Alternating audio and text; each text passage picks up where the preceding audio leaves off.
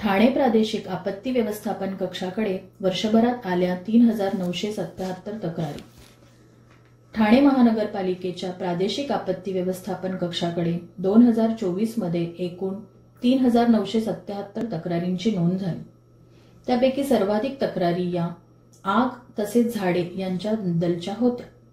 आपत्ती व्यवस्थापन विभागाच्या कर्मचाऱ्यांनी केलेल्या बचाव आणि मदत कार्यामुळे नागरिकांचे मोठे नुकसान टाळण्यात विभागाला यश मिळाले।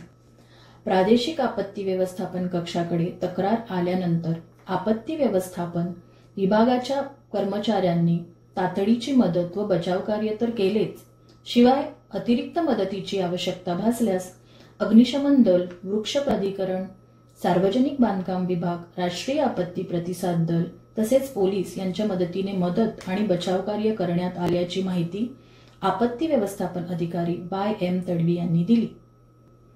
महापालिका आयुक्त सौरभ राव यांच्या निर्देशानुसार ठाणे महापालिकेचा प्रादेशिक आपत्ती व्यवस्थापन कक्ष सदैव मदत व बचाव कार्यासाठी तत्पर असतो।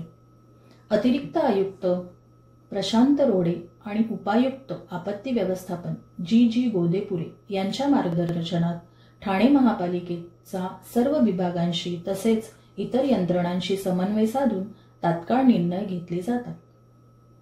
त्यामुळे मदत व बचाव कार्य जलद आणि प्रभावी करणे शक्य होते, असेही तडवी यांनी सांगितले। ब्युरो रिपोर्ट, जनादेश।